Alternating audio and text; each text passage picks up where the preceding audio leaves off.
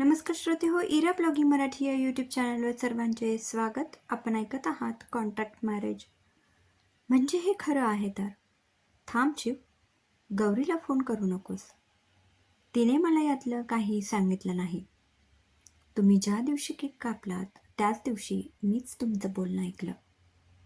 म्हणजे मी आईस्क्रीम घेऊन तुमच्या खोलीबाहेर उभी होते आणि तुमचं बोलणं चुकून कानावर पडलं.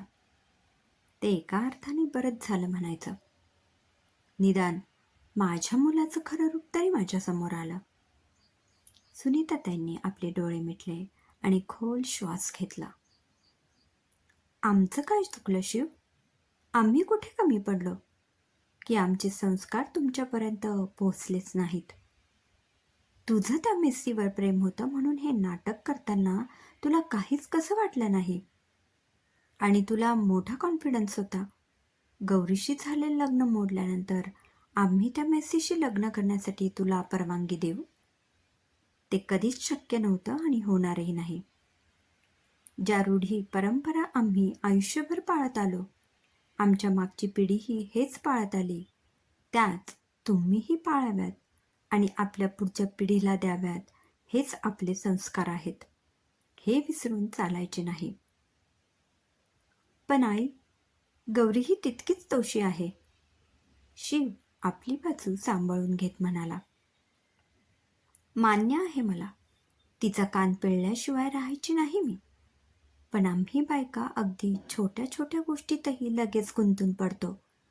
तशीच ती तुझ्या प्रेमात पडली. तिला हे लग्न मोडून पुढे काय करायचं आहे हे मला माहीत नाही. पण तिचं वागणं अगदी मनापासून होतं हे मात्र नक्की.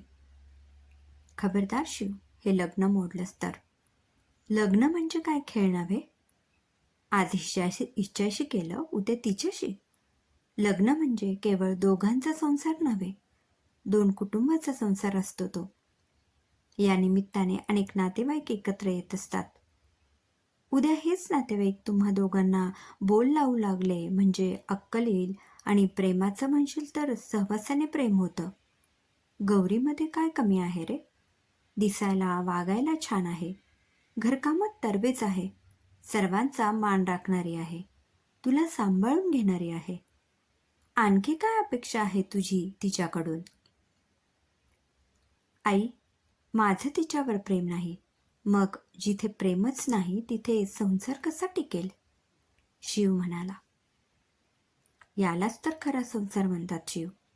समोरच्या माणसाला समजून घेऊन आपलंच करायचं. कायम त्याच्या पाठीशी उभं राहायचं.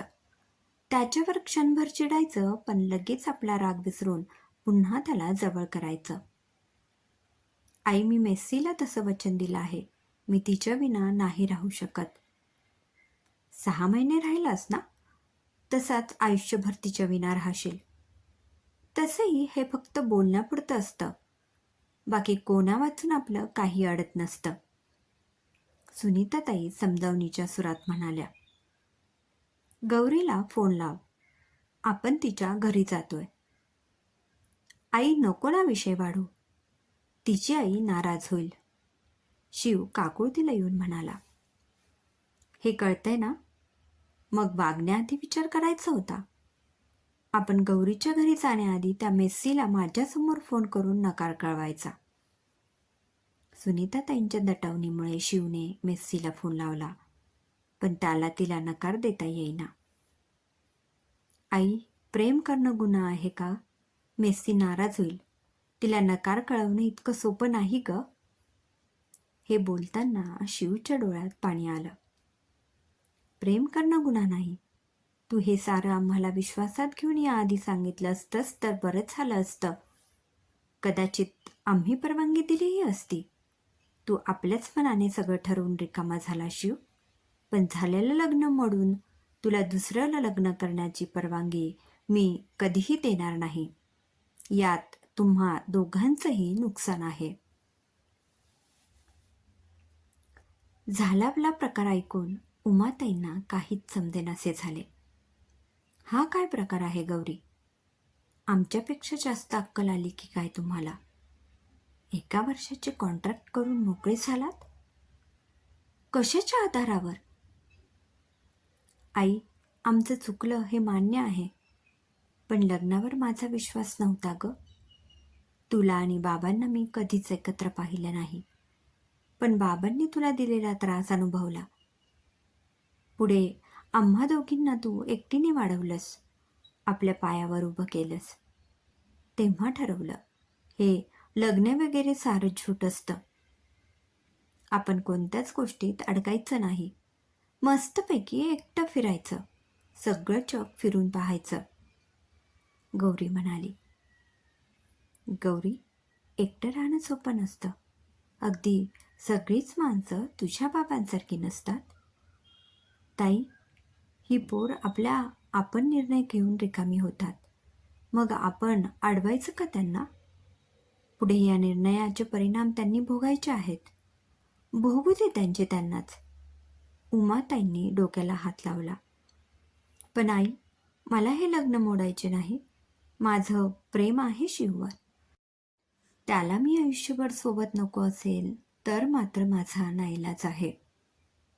मी समजावण्याचं काम केलं, पण आता निर्णय त्याचा आहे, सुनीताताई म्हणाल्या.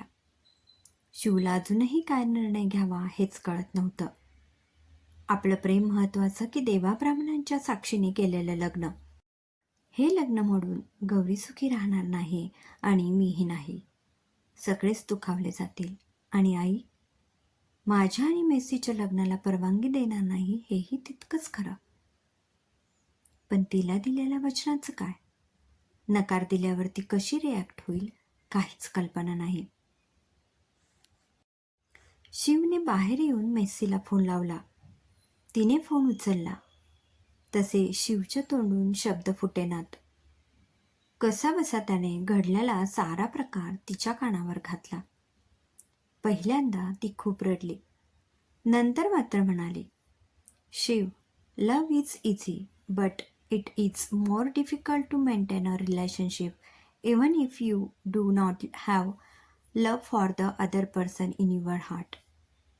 Don't worry about me. Try to love her unconditionally. Love is beautifully symbol of sacrifice. आता सगळंच संपलं होतं. मेस्सीचं बोलणं ऐकून शिवला खूप आश्चर्य वाटलं.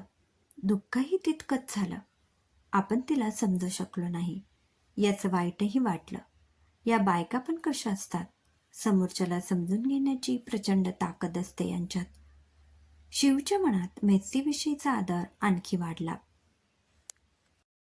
मेस्सीशी बोलणं झाल्यानंतर, गौरी, मी लगेच मेस्सीला विसरू शकणार नाही. त्यासाठी मला थोडा वेळ हवा.